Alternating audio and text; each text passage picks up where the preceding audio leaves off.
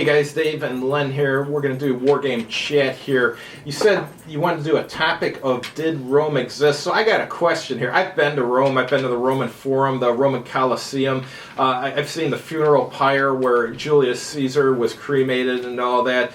So I believe Rome exists. Why are there people who believe Rome does not exist? Are these the same people who believe we faked the moon landings, or what's going on here? Okay, there's one person on Tik-Tok called Donna D2, and she says outright that Rome did not exist. Now, the reason why people are talking about her is she doesn't exactly present really good evidence. I mean, like for instance, she shows examples of Greek writing on the wall. See, Rome didn't exist. If it existed, they would have Latin. Well, gee, this is Naples. How does she explain SPQR Senatus Populus K Romanus, Senate and People of Rome, which is written on all these, SPQR, which is written on all these ancient Roman buildings and stuff? Some of the people responding to her, she says, look at this, this is not Latin. And they're going, you're damn right it's Latin. That's how I learned it in school. It's not Latin. See, the problem is that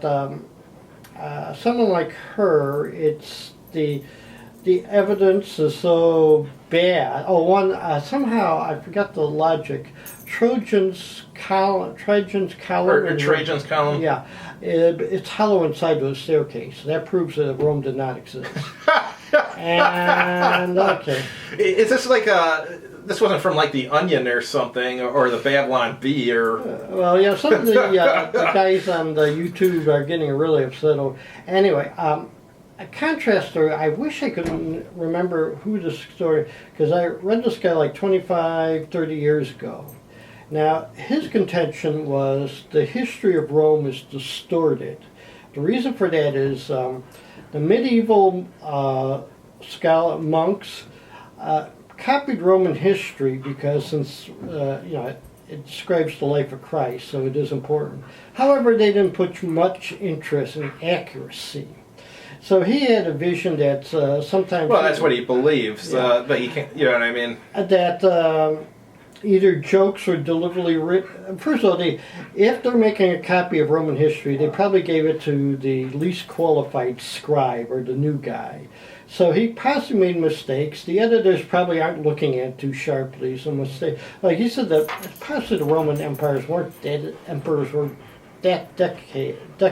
One thing though, when you look at the Roman Empire, you got to look and see if it's known when the particular article in history was written or something. So if it's written about something that happened in, I don't know, let's say 5 BC, but it wasn't written until 30 AD, well then, you could say that maybe they didn't know as much as they should have. But if it's written in 5 BC when it occurred, well, there's a good chance it's pretty accurate. And like Julius Caesar wrote his book, what was that about Gaul? I got it at home. I forget what it's called, but a lot of people say Julius Caesar is a big liar and all that. I read the damn book.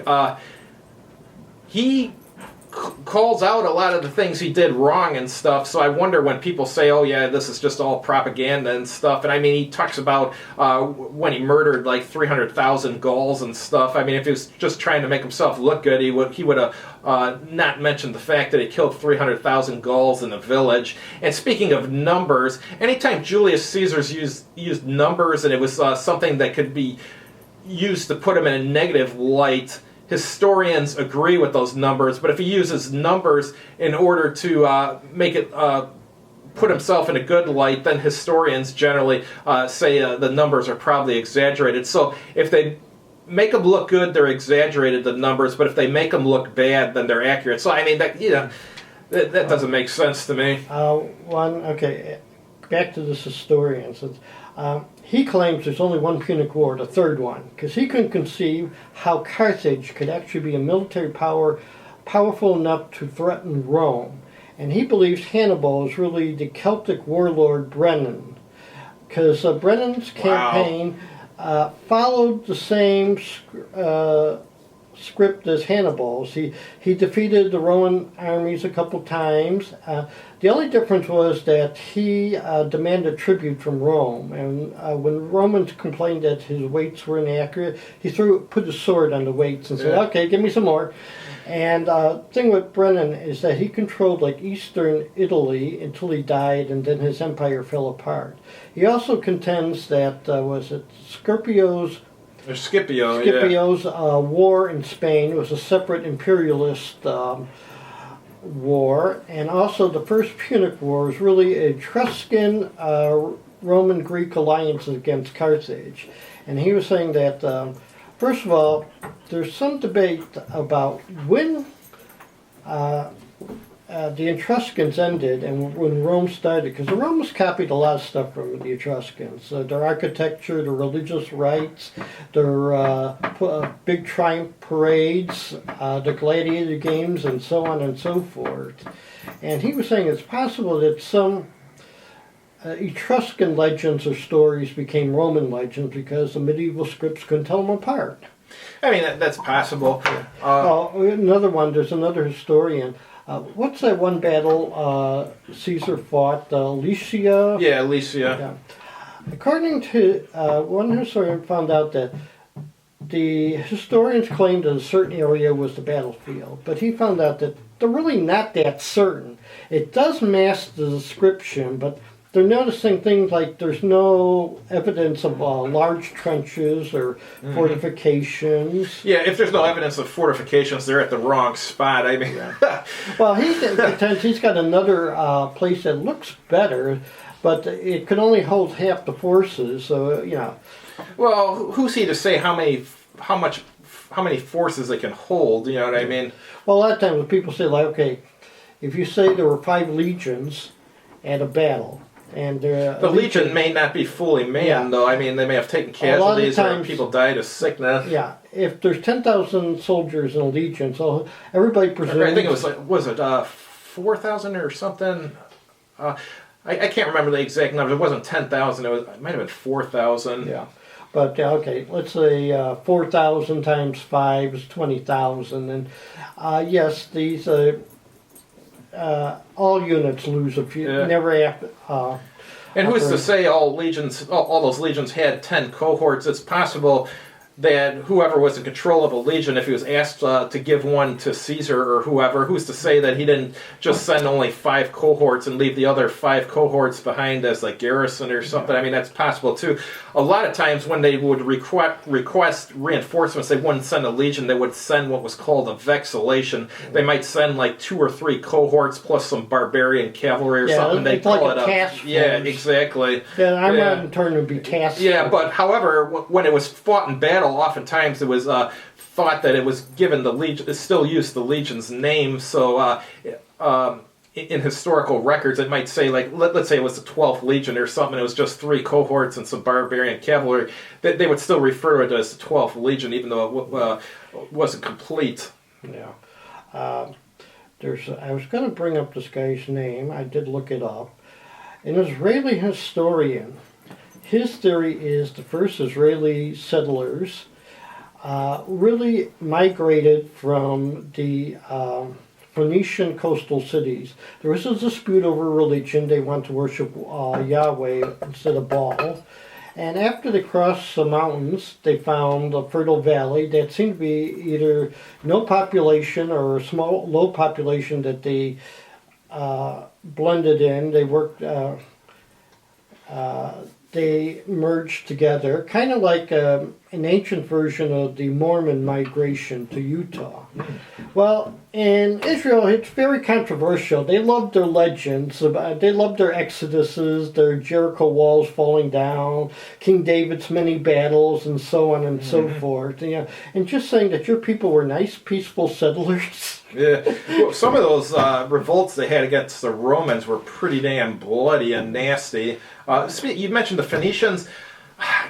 Where were the Phoenicians originally from? Did they come out of Turkey, or where did they come out of originally before they went to the Middle East? We tend to believe that they formed on the east coast of the Mediterranean. Near Greece or Turkey? Or? Well, no, on the Levant, where a lot of Israel and so that's Lebanon.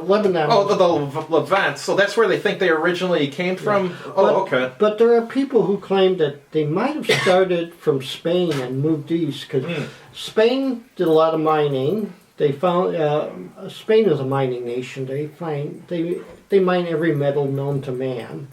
Well, they got good blacksmiths there. That's why. And then what they did is they sailed east to find the markets, because they found Assyria, the Hittites, the Egyptians. Oh, they like metals. So, but a lot of Phoenicia is kind of mysterious and misunderstood, and I'm no expert on it. Interesting. So do you believe Rome existed? I believe it existed. Yeah, I believe it generally was there. There might be a little fudgy detail. Oh, there's like another example is Augustus, Emperor Augustus. During his, was it 40-year reign, or how long it was? 4 years of that was spent living in where Strasbourg is right now, Strasbourg, France, on the Rhine. There are no records of what he was doing there. Was he campaigning against the Germans? Was he did the Senate exile him there? Was he forced to flee there? There was no records. So there's these, a lot of little gaps in history, a lot of questions. And of course we gotta give a shout out to the founder of revisionist history, Herdonius. He wrote his Persian Wars to clarify the record. I don't know what they were thinking about in those days, what the story was, but he went. He said we tend to see him as the example of how to write history. He talked to both sides and got like a fair amount, and we generally in his history it's like. You don't, all the human beings make the decisions, all the things they've done. If he mentioned anything, instead of saying, well, the gods decided that the Athenians would win that marathon, now it's, if he mentions gods and superstitions, it's describing their habits and customs. So that's why he's the gold standard of historical research. So. All right, guys. Thanks for watching. We'll have something new for you next week. Have a good evening. All right.